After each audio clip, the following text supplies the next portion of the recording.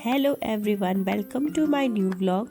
और आज के व्लॉग की शुरुआत मैंने की है रात के 7 बजे से। और यहाँ पे शिवम देवर जी की बारात हो गई थी रेडी चलने के लिए अपने मंडप पे, जहाँ पे आज यहाँ शादी हो रही है। सेलिब्रेशन गार्डन में ये वेडिंग होनी है और हम लोग पहुँच गए थे सेलिब्रेशन गार्डन में। और बच्चे जाते ही चले गए थे स्टेज पे, खासकर अद्विका, इसको डांस करना था तो ये स्टेज पे ही सबसे पहले चली गई। डीजे चल रहे थे स्टेज पे और अद्विका लग गई थी अपने मस्त होके डांस करने में।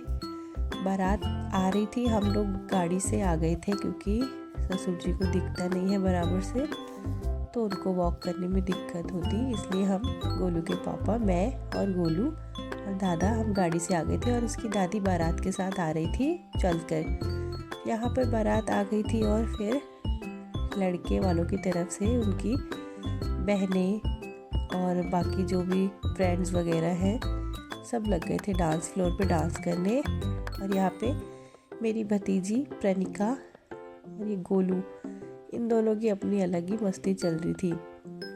मैं भी आज होके आई थी पार्लर से रेडी, तो मेरा ये पार्लर वाला लुक, मतलब आज मैं बिल्कुल खुद से तैयार नहीं हुई, बाहर से तैयार होके आई, तो अलग सा ही कुछ मेरा लुक लग रहा था मुझे।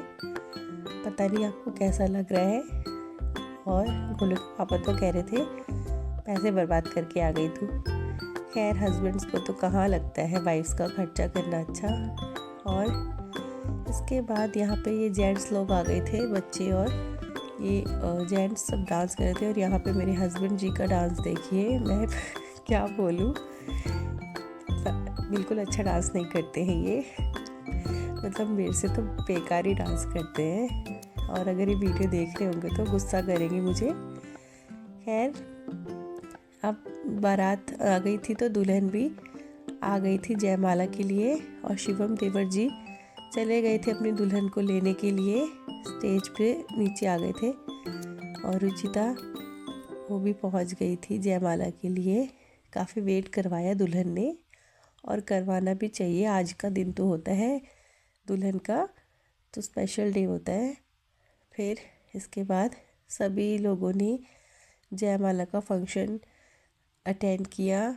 और फिर उसके बाद कुछ लोग चले गए थे, हमने भी खाना पीना खाया, फ़ोटो क्लिक करवाई सबने। मम्मी तो पता नहीं कहाँ थी, इसकी दादी भी नहीं दिख रही थी। यहाँ पे भाभी, मैंने, नंदू ने, गोलू ने और गोलू के पापा के साथ हमने फ़ोटो क्लिक की। इसके बाद ससुर जी को और गोलू को छोड़ने गोलू के पापा चले गए थे घर। मैं और गोलू की दादी बाद में गए वापस। सुबह को 7:30 बजे बारात वापस आ गई थी दुल्हन को लेके घर। यहाँ पे शिवम देवर जी दुल्हन को लेके आ गए थे अपने घर।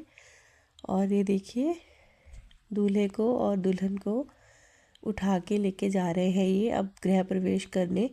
दुल्हन फर्स्ट टाइम अपने घर आई है ससुराल, तो इस तरह से लड़के वाले के घर वाले, ये पंडित जी, उनकी चाची और ये कलश लेके जो खड़ी है लड़की, दूल्हे की भांजी, दुल्हन का स्वागत करने के लिए दरवाजे पे, गेट पे खड़े हो गए हैं।